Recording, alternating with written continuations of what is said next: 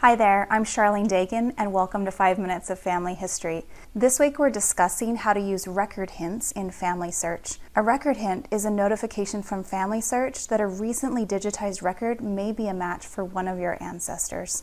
As you approach this topic, I recommend that you start to think like a detective because you don't have a clear picture of who your ancestor is from the start. Instead, it requires you to piece together clues which will give you an idea of what their life was like. In family history, the clues that you'll use are from records that existed in your ancestors' lifetimes. Birth, marriage, and death records, military, census, deeds, immigration and naturalization records, newspaper articles, books, or gravesite information may all provide you with clues. Many original handwritten or typed records have now been digitized and indexed, so they're searchable online. This makes family history far easier, way more fun, and saves you a lot of time. Whilst our grandparents searched through microfilm for hours on end, FamilySearch's programs search through the most common records for us, suggest records that may belong to our ancestors, so it's almost as if we've hired someone to do the work for us. When FamilySearch's computer programs believe there is a digital record that matches one of the ancestors in your family tree, a little blue icon will pop up next to the ancestor's name in your tree. This will notify you of the record hint.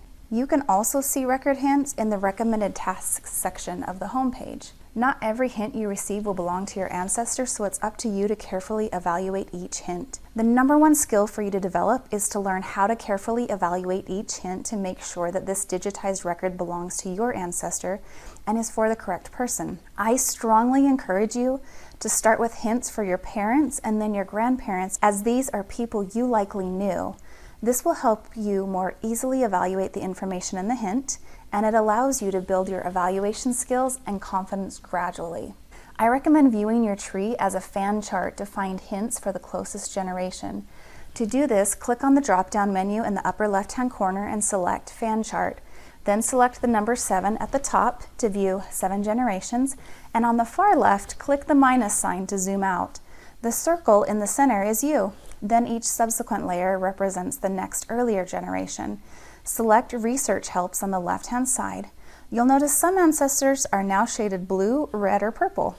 The blue sections indicate there is a record hint for you to evaluate and determine if the record is associated with your ancestor.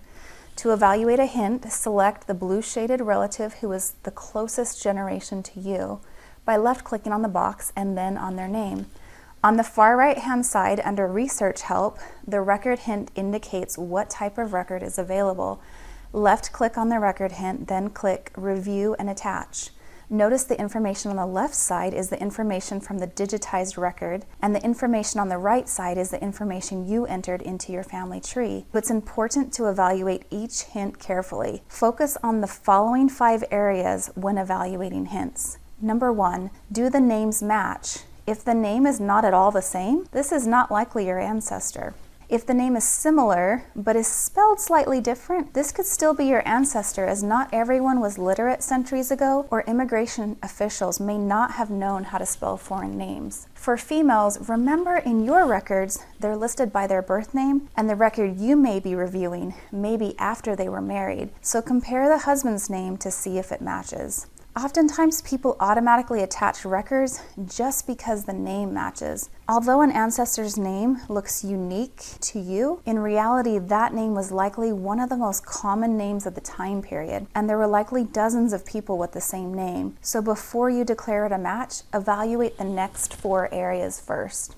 Second, compare the dates. Are the people living in the same time period? Although a few years difference wouldn't rule out a match, as people lied about their age to join the military or get married, and the census often skews ages slightly, a whole century difference would indicate it wasn't a match. Third, do the people in the record hint live in the same place as the ancestor in your tree? Use Google to compare the location from the record to the location of the ancestors in your tree. While people often immigrated, they didn't travel far for common events in the 17 or 1800s. There was no such thing as a destination wedding or traveling 200 miles to christen a baby. So see if it's a reasonable distance for the time period and the event, and don't attach just because the name is the same. Does this record show the correct family relationships, such as spouse, children, or parents? If all the other information matches, you may not only be able to confirm the match, but add new people to your tree from the additional information the hint provides. Finally, ask yourself, does this make sense?